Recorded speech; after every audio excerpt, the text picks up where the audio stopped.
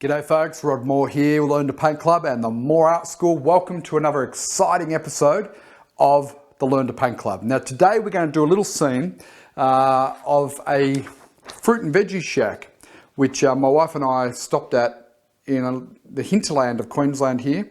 Okay, so as we always do with the Moore method, we'll start off with doing our step one, which is our basic drawing. I've got the photo attached here and we'll just rough it in. You know, basically we want to look for the big shapes and get those big shapes in. Got our ultramarine blue, our alizarin crimson, which you can see it always seems to run, yellow ochre, our titanium white. So we're just going to stick with our base colours and add maybe one or two booster colours towards the end. A bucket of water, we just get a little bit of water on our brush, and as you know, I always like to get a nice dark of our ultramarine and our alizarin crimson as a starting point for our drawing, but thin it down, a little bit more water in there just to for the initial phase of the drawing. Now, we need to get this cottage or this building in, but we don't want to have it right in the center.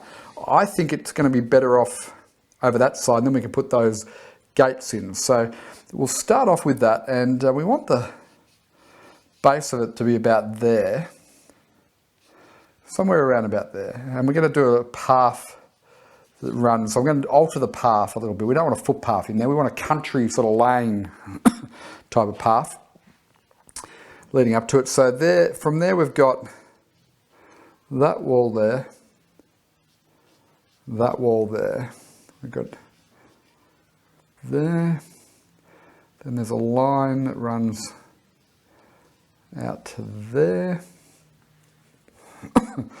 And the roof of it runs, it's a little bit offset because of the angle that the camera was on, and that runs in a little bit there. So we got that in. So it took a little bit more time and care with getting that right than what we might normally do.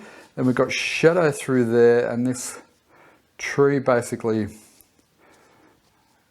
is a bit of grass that's showing underneath that tree. And then we've got a more distant tree which will blur that one out a little bit. Okay, so I'll continue on with what we've been doing there with these darks, like so. And let's just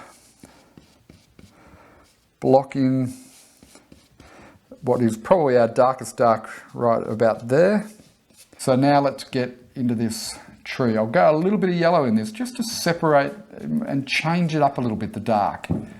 Okay, we don't want to get this, you know, there's quite a lot of darks already there. So I've just pushed out a little bit of some yellow, which makes it a bit blacker actually. But that's perfectly fine. Okay, just get a little bit more blue into that mix, and we'll just push up some of that into here. Just get a bit of randomness to that brush, free yourself up a little bit. I know it's not easy. We restrain ourselves and hold ourselves back a bit too much. But let's make today the day we just let loose.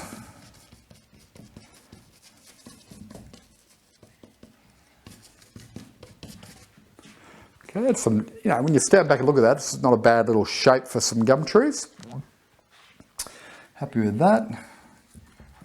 And I'll just need to go a little bit darker, a little bit warmer, and we'll get some shadowy darks in here as well. I'll lose that gate and we'll just come back to the gate. So these are more middle distance, where the big trees there are a bit more long range.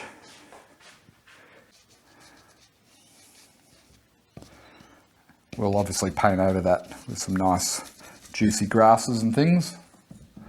Yeah, so I'm going to record the audios, which I'll be selling because I'm doing a program on how to sell your art online, and the audio is going to be part of that. But I thought I'd give you the audio program to members of the Learn to Paint Club. So look out for that in the next month or two.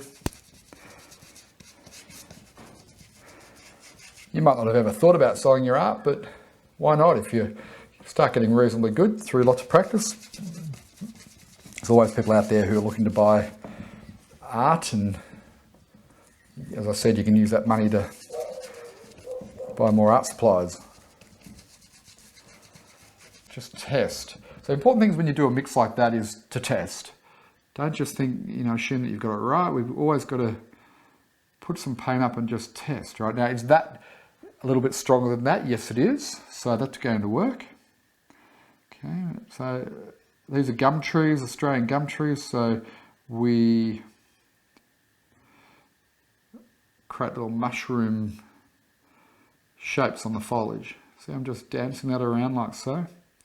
And again, let's not overdo it. Okay, now we come to this big one here. And we need to go our warmest warm, so we're going to creep up on it. We'll do it in 2 steps. Whoop, see, that's too bright. That's already both steps in one. So just wind that back a bit. See how much brighter it is than what we've got going on at the back. And that's how we want it to be.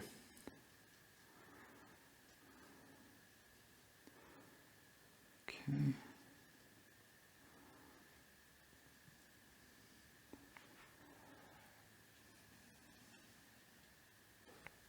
Okay, now with all this foreground, I don't like the road and so on, so I'm going to just skip doing that. I'm just going to mix up some earthy grasses, basically, so yellow ochre-y grasses and things. So let's just take a chunk of that yellow ochre, pop that there, get a bit of the red into it,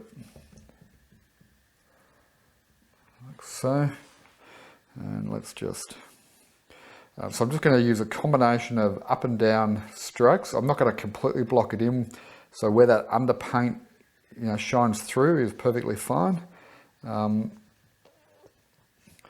the reason why we put that undercoat there, so that we can, some nice bright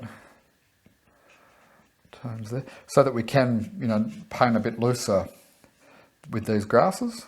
So just a combination of up and down strokes and horizontal strokes, and just going to make a neutral sort of grassy area. We don't want it to command our attention too much through here.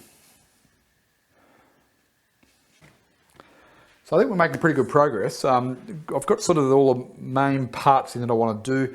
Now I'm going to get into some details, get some tree trunks up through here and in here, get the fence posts in, and then we'll tackle the house as the last part. So I'm really just going to go in for a highlight sort of tone here.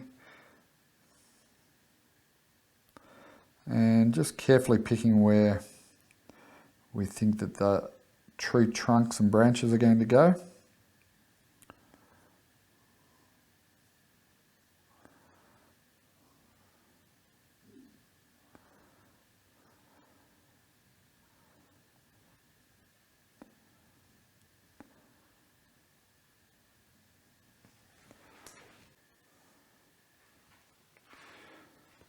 All right, now we have to tackle the main subject,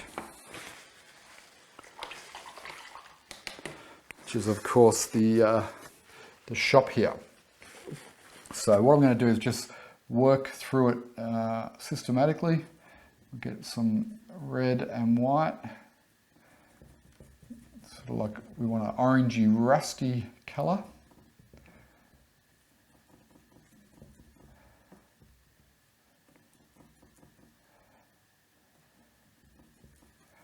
So that tone there, and let's just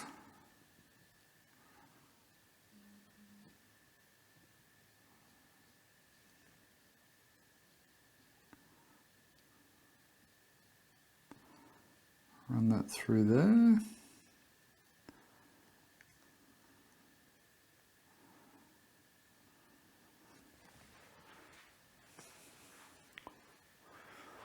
Okay. Go a little bit redder and run that through there.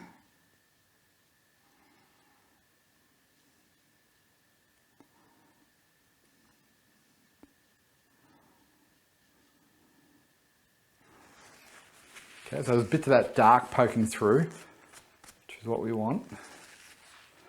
Then we kind of need a neutrally version of that, like a grey to run down through there.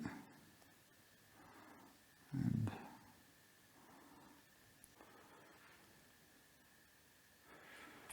okay, so now we've got to get in these gates, fences. They're brown. So again, we just mix up the red and the yellow ochre, what's left of it. Okay, a little bit of blue just to neutralise it back. A bit of water. And the gates are going to, or the posts are going to go into here. I'm not going to do it exactly as the photo. I don't see the point of trying to replicate the photo really. Exactly as it is anyway. Always like to do our own little thing with it, add our own touches. Touch there, little indication. And if you wanted to, in the photo there is some highlights clipping on just a few spots. Like there, there.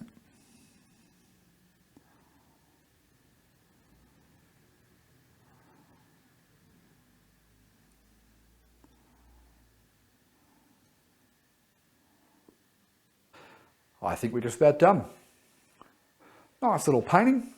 You know, use the reference photo, but I've made changes to suit ourselves. And you know, to come up with a good little painting project. It's probably not exactly a beginner one. There's a little bit to it. But you know, even as a beginner, if you've gone through some of our other projects and you understand the basic 3 steps in the more method, then you have a go at this one, because even if you found it a little bit challenging to do, that's because not just putting a little bit of dark on the shadow side of those posts. You've got a couple of them a bit blocky, but that's okay. Even if you find it a bit challenging to do, at least having a go at it, you know, you'll learn something from doing that, and I think that's a worthwhile exercise to do. So have a go. I've enjoyed doing it, and you know, it might make a good one to do later on as an oil painting as well. But there you go. Good little project. The fruit and veggie shop in Mapleton, in the hinterland here in Sunshine Coast. Hope you've enjoyed that. I'll see you next time on the Learn to Paint Club. Cheers for now.